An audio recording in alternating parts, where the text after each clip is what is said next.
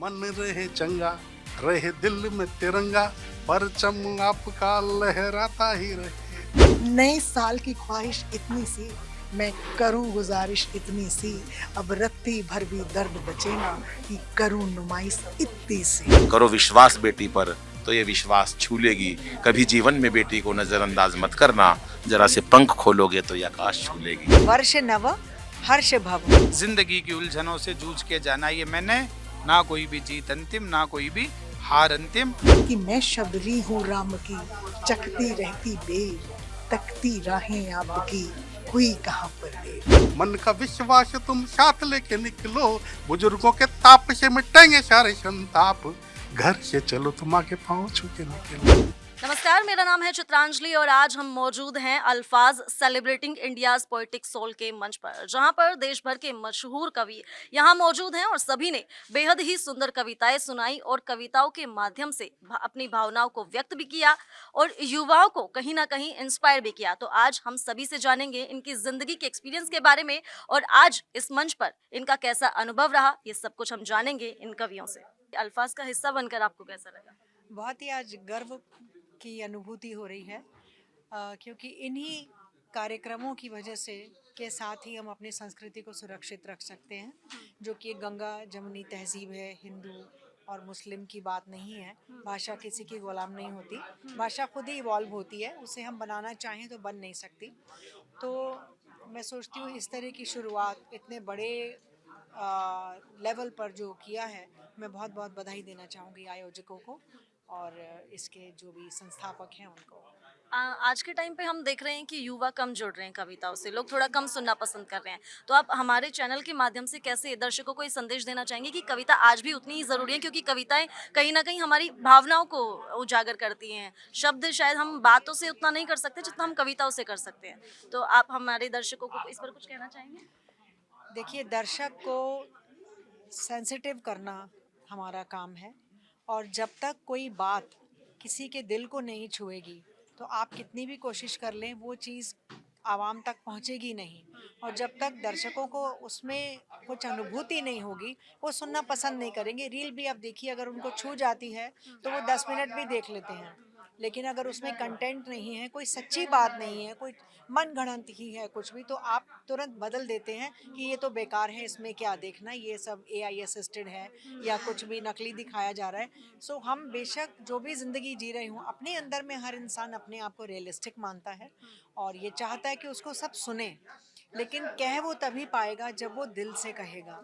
और दिल से कहना इतना आसान नहीं है। वही बात है कि जब चोट लगेगी, अभी मैंने कहा चोट दर्द मिलता नहीं दुकानों में, ये सच्ची बात है कि जब तक आपके दिल को कोई बात चुभेगी नहीं, छुएगी नहीं, आपको द्रवित नहीं करेगी, आप कुछ उसके लिए किसी भी भाषा में हो कह नहीं पाएंगे। मैं हिंदी, अंग्रेज़ी, उर्दू तीनों भाषाओं में कह पाती हूँ। सरस्वती माँ की कृपा है, शुरू से ही लिखती थी इंग्लिश और हिंदी में।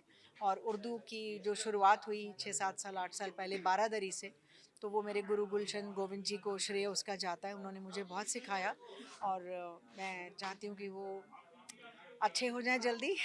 तबीयत ठीक नहीं है उनकी, इसीलिए थोड़ा सा मुश्किल हो रही थी यहाँ भी, लेकिन कमिट कर चुकी थी और बहुत अच्छा लग रहा था कि इतने पैमाने पर ये काम हो रहा है और इतने अच्छे अच्छे लोगों को सुनने को मिला। बहुत, देखिए, श्रोता चाहे 2 हों, घर में अगर आपके माता पिता ही आपकी प्यार से कविता सुन लें या बहन भाई सुन लें, आपको लगता हम सफल हो गए।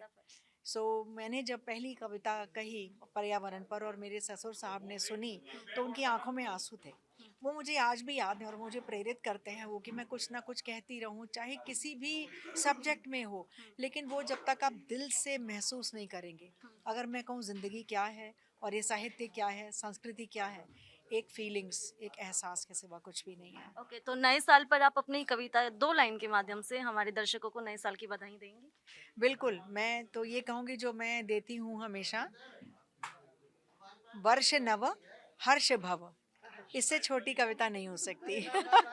बहुत सुंदर मैम, बहुत सुंदर, धन्यवाद। अल्फाज के बारे में मैं ये ना 2-3 पंक्तियां लिख के लाई कि करके तुम आगाज निकालो, जीने के अंदाज निकालो, जो है दिल में राज निकालो, सबके सब अल्फाज निकालो। अल्फाज को बहुत बहुत मुबारकबाद हो।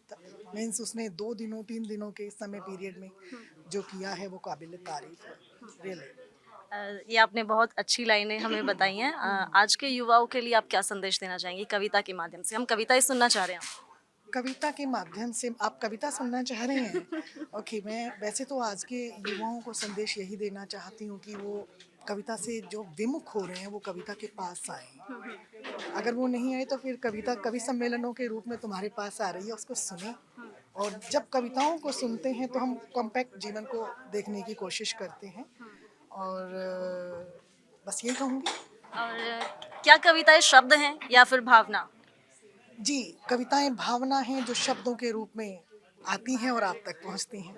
और आप जब इधर आए हैं, आपने कविताएं लिखनी शुरू की है, तो ऐसा क्या आपकी ज़िंदगी में मतलब क्या इंस्पायर हुआ आपको कि आप जो है कविता लिखना शुरू किया और आपने लोगों को ऐसे सुनाना जैसे शुरू बड़े बड़े कवियों को सुनकर दिल में आया कि लिखना चाहिए। और सिंस मैं एक प्रकाशन घराने से बिलोंग करती हूँ तो वहाँ पर बहुत सारे लोग आते हैं जिन्हें पढ़ने का मुझे मौका मिलता है, तो फिर वहाँ से मैं इंस्पायर हुई कि मुझे भी लिखना चाहिए।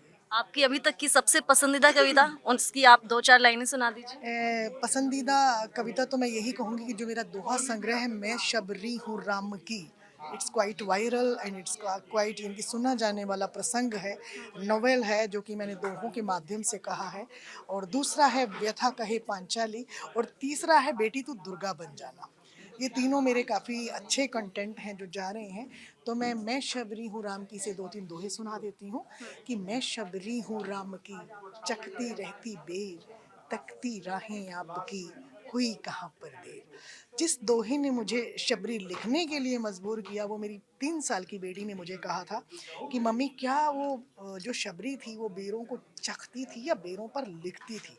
तो वहाँ से एक ये दोहा आया था कि कितने अचरज से भरा शबरी का यह काम, दांतों से लिखती रही बेरों पर वो राम, दांतों से लिखती रही। तो ये मेरा फेवरेट अगर कहोगे तो किसी भी, मैं 16 बुक्स अब तक लिख चुकी हूँ, I am the writer of 16 books. लेकिन अगर तुम कहोगे कौन सी पसंदीदा है तो एक माँ अपने सभी बच्चों को अच्छा कहती है, एक हाथ की उंगलियाँ सभी अच्छी होती हैं, बट ये जो कहते हैं ना अंगूठा है वो तो अंगूठा होता है। तो मैं व्यथा कहे पांचाली और शबरी को सर्वप्रथम देखती हूँ। बहुत बहुत धन्यवाद मैम आपका। मैं शुभकामना देना चाहती हूँ ये कहते हुए कि इस साल की ख्वाहिश इतनी सी, नए साल की ख्वाहिश इतनी सी, मैं करूं गुजारिश इतनी सी, अब रत्ती भर भी दर्द बचे ना कि करूं नुमाइश इतनी सी। बहुत बहुत धन्यवाद। बहुत बहुत धन्यवाद मैम आपका। बहुत धन्यवाद। ये कार्यक्रम बहुत अच्छा था, कवि बहुत अच्छे थे, उन्होंने जो बताया, जो कहा वो बहुत अच्छा था और लोगों ने बहुत प्यार से सुना। ये एक अच्छा एक्सपीरियंस है। युवाओं के लिए कोई खास संदेश? हाँ, युवाओं के लिए अब जैसे नया साल आ रहा है तो देखिए, अगर हमें तरक्की चाहिए, अगर हम सफल होना चाहते हैं जीवन में, तो 3-4 चीज का ध्यान रखना चाहिए। क्या रखना चाहिए मैं बताता हूँ कि अपने पिताजी जिन रास्ते के निकले हों, रज ही राहों की लगा के निकलो। अपने पिता श्री जिन रास्ते के निकले हों, रज ही राहों की लगा के निकलो। जिस आश्रम में तुम्हें दिखते हो संस्कार, गुरुओं का ऐसा कोई ठौर चुके निकलो। जीवन में दिखती हो कितनी भी उलझने, मन का विश्वास तुम साथ लेके निकलो। बुजुर्गों के ताप से मिटेंगे सारे संताप, घर से चलो तुम आगे पाँव छुके निकलो। बहुत सुंदर सर, बहुत सुंदर। नए साल शुरू होने वाला है, नए साल पर आप हमारे दर्शकों को कुछ 4 शब्द और कहिए बिल्कुल जिससे जिससे बिल्कुल। वो इंस्पायर हो कविता की लाइन मानने के लिए, वो कविताएं लिखें। देखिए, कविताएं लिखे हैं हाँ, लेकिन पढ़ें ज्यादा, और जो लिखें वो अच्छा लिखें, गंदगी पे लिखें पर गंदा नहीं लिखें। पढ़ें खूब और लिखें। और जो मैंने अभी कहा कि मैं ईश्वर से प्रार्थना करता हूँ कि जीवन में आपके हों खुशियाँ अनेक और बैंक अकाउंट भी धन से भरा रहे। जीवन में हूँ आपके खुशियाँ अनेक और बैंक अकाउंट भी धन से भरा रहे। तन हो स्वस्थ, मन रहे मस्त, सुनहरा भविष्य भी सबका रहे। शुभ हो ये साल, हो मित्र बेमिसाल, दिल हर पल इलू इलू भी कहे। मन रहे चंगा, रहे दिल में तिरंगा, परचम आपका लहराता ही रहे। बहुत बहुत शुभकामनाएं। नववर्ष। बहुत बहुत धन्यवाद सर आपका, थैंक यू। देखिए, मैं दर्शकों को ये कहना चाहूँगा कि यदि आप नई खबरें देखना चाहते हैं और अपने जीवन से जुड़ना चाहते हैं और हिंदुस्तान की मुकम्मल तस्वीर आप देखना चाहते हैं, तो आपको कहीं जाने की ज़रूरत नहीं है। इंडिया डेली पर जुड़िएगा और पूरे देश का समाचार स्क्रीन के माध्यम से पढ़िएगा। धन्यवाद सर। अल्फाज से जुड़कर आज आपको कैसा लगा? आप इसका हिस्सा बनकर आप कैसा महसूस कर रहे हैं? देखिए, अल्फाज से तो मैं पिछले 40 साल से जुड़ा हुआ हूँ। अल्फाज का मतलब है शब्द, और मैं जब कक्षा 8 में था तब मैंने कविताएं लिखनी शुरू कर दी थी। लेकिन उन शब्दों को आज आपने ये अल्फाज शीर्षक से जो एक कार्यक्रम के रूप में तब्दील किया है, यहाँ हम सब ने अपने दिल के राज खोले, अलग अलग अंदाज से खोले। तो आप ये मान लीजिएगा कि वो अल्फाज के बिना संभव नहीं है। तो मैं अल्फाज नामक इस कार्यक्रम के मंच टेलीविज़न पर आगमन पर बहुत सारी कामनाएं देता हूं, और मेरा विश्वास है, अंदर से दृढ़ विश्वास है कि ये कार्यक्रम एक कमाल मचाएगा, धमाल मचाएगा, और लोगों को लगेगा कि हम अल्फाज के माध्यम से इस अल्फाज नामक कार्यक्रम से भी जुड़े। ठीक है, अल्फाज से ही आप हमारे दर्शकों को, आज के युवाओं को कोई संदेश देना चाहेंगे? युवाओं से तो मैं यही कहूँगा कि जाने कितने अनुभवों का है यही बस सार अंतिम, तोड़ ना मत मन के रिश्तों का कभी भी तार अंतिम, जिंदगी की उलझनों से जूझ के जाना ये मैंने, ना कोई भी जीत अंतिम, ना कोई भी हार अंतिम। तो मेरे दोस्तों, नौजवानों, किसी भी हार को अंतिम मत मानिएगा, क्योंकि उसके बाद में जीत आपकी प्रतीक्षा कर रही है। बहुत खूबसूरत लाइन बोली है सर आपने। नए साल पर आप हमारे दर्शकों को कुछ और नया संदेश देना चाहेंगे अपनी कविता के माध्यम से? यही कहूँगा, नए वर्ष की नूतन बेला, प्रेममयी नववर्ष बंधाई, दूर हटे पथ की बाधाएं, हर पल हो सुखदाई, हर पल हो सुखदाई, आए जीवन में मुस्काने, आने वाले दिन हो सारे सुंदर सरस सुहाने, भेदभाव मतभेद भुला मन में लाएं परिवर्तन, जन सेवा में अर्पित कर दें तन मन धन और जीवन। Thank you sir, thank you so much. इस प्रकार के कार्यक्रम हमारे युवाओं को, हमारे देश की जनता को प्रेरणा देते हैं। वरना बहुत सारे चैनल्स पे आपने देखा होगा फूहड़ता बढ़ गई है, लेकिन इस चैनल पर आकर अल्फाज के माध्यम से सब कवियों ने जो रचनाएं प्रस्तुत की, उसमें सभी रसों का समावेश था। हास्य हो, व्यंग हो, वीरस हो, श्रृंगार हो, ओज हो, राजनीतिक टिप्पणियाँ हो, व्यंग हो, और बड़े अच्छा सुना लोगों ने। मुझे बड़ा अच्छा लगा अल्फाज में आके, और ये यूं ही ये प्रगति की ओर जाता रहे। आज इसका आगाज़ था। मुझे लगता है कि ये कार्यक्रम बहुत सुपर हिट रहेगा, और आगे भी कवियों का इसमें बराबर योगदान रहेगा। और देश के लिए हम चाहते हैं कि इस प्रकार के कार्यक्रम, जैसा वातावरण है, बच्चों को संस्कार मिल रहे हैं, उसके हिसाब से मुझे लगता है इस प्रकार के कार्यक्रम आयोजित होने चाहिए।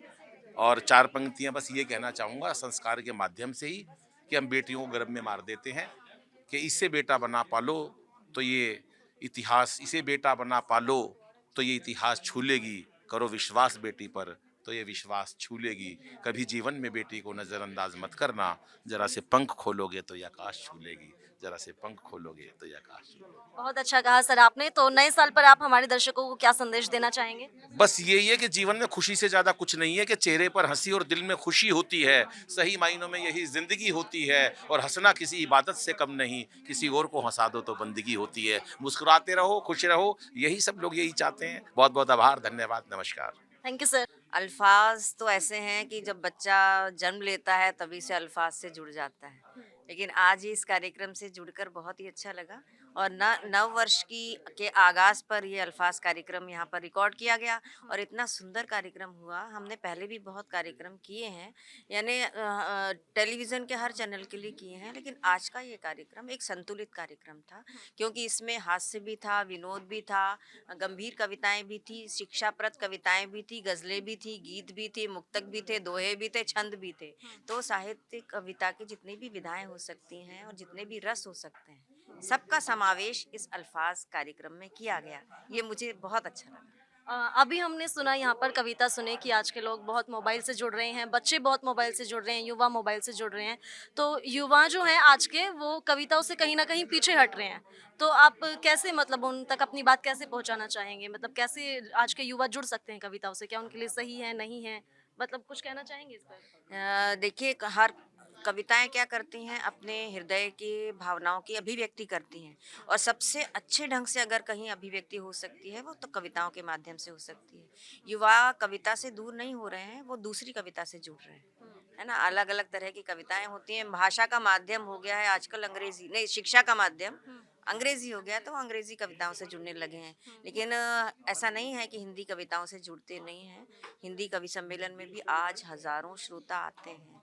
महानगरों को छोड़ दें, लेकिन जो छोटे गांव कस्बे हैं वहाँ आज भी बहुत श्रोता आते हैं और युवा श्रोता भी आते हैं। लेकिन हाँ, कहीं ना कहीं पहले जितनी भीड़ हुआ करती थी, जितने श्रोता हुआ करते थे, उससे थोड़ी सी संख्या कम हुई है और उसका बहुत सारे कारण हैं। उसका बहुत बड़ा कारण ये है कि पहले केवल एक ही मनोरंजन का साधन हुआ करता था। साल में एक कवि सम्मेलन या 2 कवि सम्मेलन किसी शहर में होते थे और लोग इसकी प्रतीक्षा करते रहते थे। लोगों को अगले दिन की चिंता नहीं हुआ करती थी, अगले दिन हमें कितने बजे ऑफिस पहुंचना है। आजकल सबका शेड्यूल बड़ा टाइट हो गया है, आप भी जानती होंगी। तो सबको अपने अगले दिन की चिंता रहती है, जीवन बहुत गतिशील हो गया है। तो इसके लिए कवि सम्मेलन जहाँ पूरे पूरे रात भर के हुआ करते थे, वहाँ 2 घंटे 3 घंटे 4 घंटे के हो गए हैं। लेकिन ऐसा है कि ये स्वरूप तो हर समय के साथ बदलता रहता है। तो ये स्वरूप भी कवि सम्मेलनों का बहुत अच्छा है और युवा लोग भी धीरे धीरे करके दोबारा से कविताओं से जुड़ रहे हैं। अभी इस समय में मुझे लगभग 40 वर्ष हो गए कवि सम्मेलन में कविताएं सुनाते हुए। तो मैंने देखा है कि ये एक दौर आता है। पीछे 5 सालों में कवि मतलब युवा श्रोता थोड़े कम हुए थे, लेकिन अब दोबारा से जो साहित्य उत्सव प्रारंभ हुए हैं, बहुत सारी संस्थाएं साहित्य उत्सव कराने लगी हैं और उन साहित्य उत्सवों में सबसे ज़्यादा युवा ही आते हैं। ये हम पर निर्भर करता है कि हम युवाओं को कितनी देर बांध कर रखने की क्षमता रखते हैं। और युवा आज का बहुत इंटेलिजेंट है, वो तमाम इधर उधर की बातों में नहीं उलझना चाहता, वो कंटेंट सुनना चाहता है ना। तो वो कंटेंट हम उन्हें दे पा रहे हैं या नहीं दे पा रहे हैं। और वो बहुत जल्दी, चूंकि रील की दुनिया है, तो 5 सेकंड में वो तो रील स्क्रॉल कर देता है अगर उसकी मतलब की बात नहीं रही तो आपको अगर माइक पर खड़े होकर पहले 1 मिनट में ऐसा सुना देना है जिससे कि वो बंद कर रह जाए। तो ये निर्भर करता है। तो श्रोता और युवा श्रोता भी बहुत आएंगे और आते हैं।